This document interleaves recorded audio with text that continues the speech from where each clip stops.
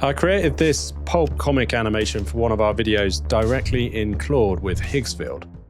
1 billion years ago, circling around an average star, there lived a civilization quite similar to ours. They evolved on a rocky world with oceans, built cities along its coastlines, and eventually sent radio signals into the dark to ask whether anyone else was out there. Nobody answered. So that's from the very start of our latest explainer on the aestivation hypothesis. I'm not going to explain exactly what that means here because you'll have to watch it. The animated introduction actually goes on for more than 2 minutes. To do that before AI would have just been impossible given our resources. We'd have needed an illustrator and an animator, and even that short sequence of about 30 seconds would have taken probably a week to produce. But now I can do this in a couple of hours, and I didn't need to use anything other than Claude connected to Higgsfield with a bit of editing in Premiere. And in this video, I'm going to show you how that works, because one surprising element of this workflow was just how fast it was. What I think AI really enables is for small creators to tell bigger stories in new ways. So it's not like it's replaced an animator here, because that animator would never have been available to us anyway. We just don't have the resources. I've seen a lot of videos pop up recently about building Vox-style graphics directly in Claude, with some people saying they could create motion sequences with just one prompt. Now, having gone through the process, I'm not totally sure about that. And when you see the really polished final products in some of these videos, they've generally added in some transitions, music, and sound effects in post. I also like to have a bit more creative control than just leaving it all up to the models. And I wanted to go a bit further than creating another Vox-style explainer. Because while that's very cool, like everyone's doing it. So now, since playing with Midjourney 4 years ago, I've always wanted to tell visual stories using a pulp comic book style. I really like the look of retro comic books like Amazing Stories. I wanted to get some similar styles into our explainer formats, and definitely for fiction-based scenes like you saw at the start. You could do this just using images, but now with Google Omni Flash or Seedance 2 in Higgsfield connected to Claude, you can animate them pretty easily too. Now, before we get into the workflow, there's an easy way to go wrong with this. If you generate one scene at a time without references, you're likely to end up with styles that just look a bit different, and that's not how a good animation sequence should look.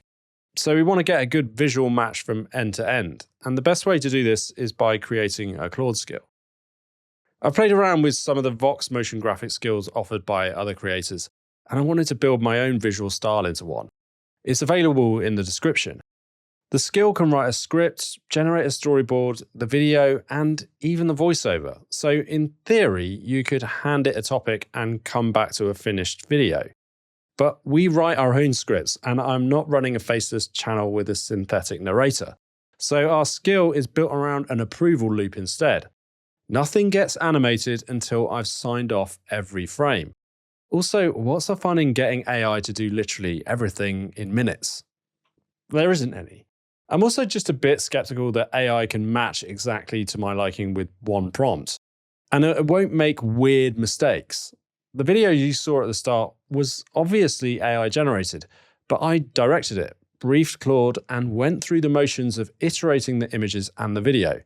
I just think humans overseeing AI is the future, not AI just doing the whole thing.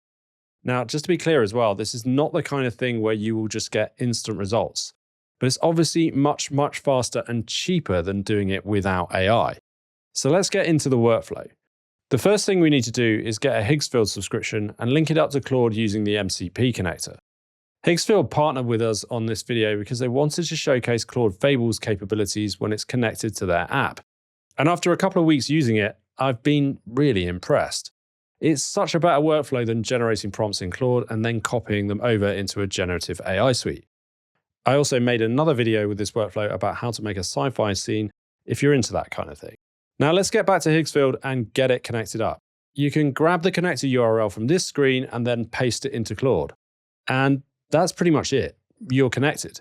You can start prompting Claude and generate your assets directly in chat. Now we're connected, we can run through what my skill does. because that's what really guides Claude in making its generations. It's got a main file and then a style reference. Now, it's called the Pulp explainer, like after Pulp comics. You can make the skill work by typing \pulp-explainer, or just request that Claude uses it after you've installed it in your settings. So let's start with a style reference. This specifies science fiction illustration in the manner of the interwar Amazing Stories magazines. But it also has its own color schemes and art direction, which is how it produces this light and dark teal effect. You could customize that however you want. I just used the teal because it's our brand colors and it looks kind of sci-fi. But I'll probably go multicolor the next time I use it. The most important line in the file is a single job ID. It points at one approved image, which is this retro city, and then acts as the master style key. Every image the skill generates attaches that picture as a reference alongside the text prompt. That's the actual mechanism behind the consistency. So just pick that wisely, and you can always mix it up if you're getting weird results. In my explainer, the first and last scene match because every request contains the same reference image. The file also carries a list of standing negatives that get appended to every generation. You can often get these annoying paper borders around comics, which I just don't want. Then also, I don't want readable text, warm colors, or photorealism. There's also the instructions for animation when we generate video using Omni Flash.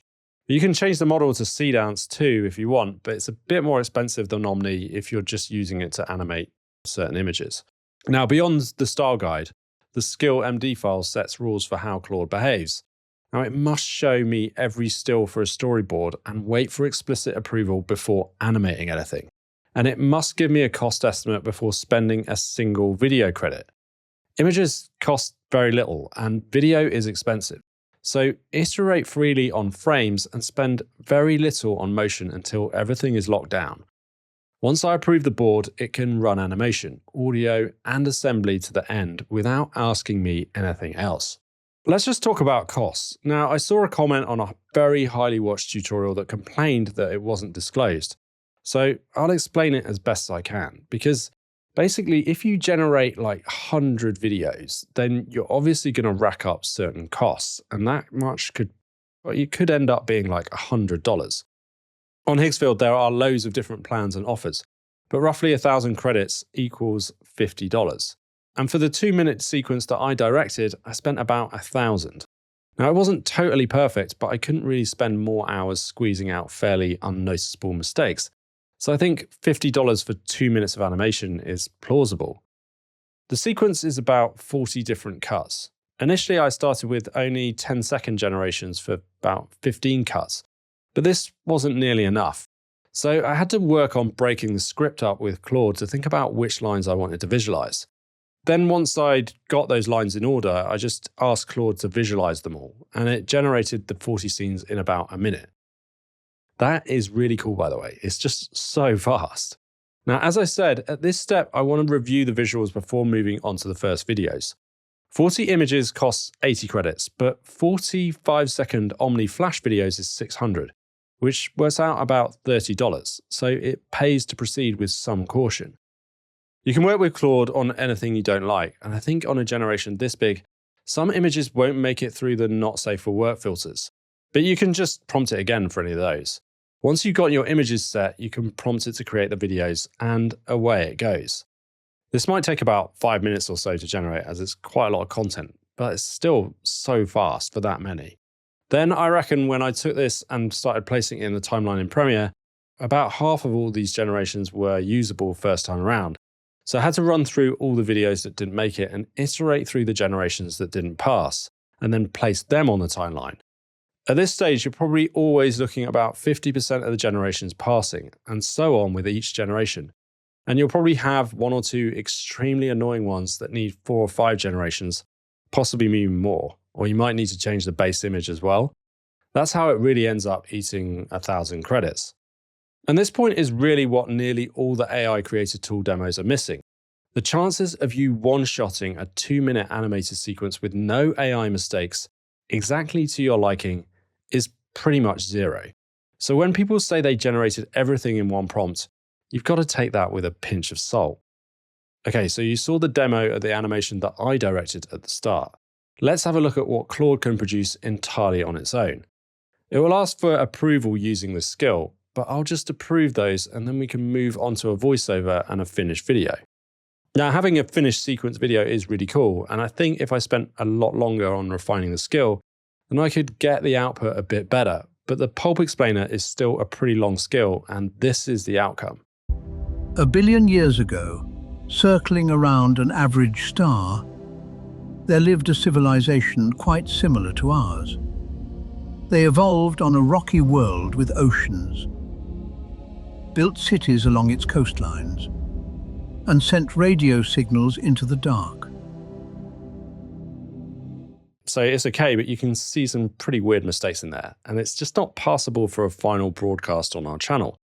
Instead, let's finish off with my directed one for a minute. You can watch the full version on our aestivation video. A billion years ago, circling around an average star, there lived a civilization quite similar to ours.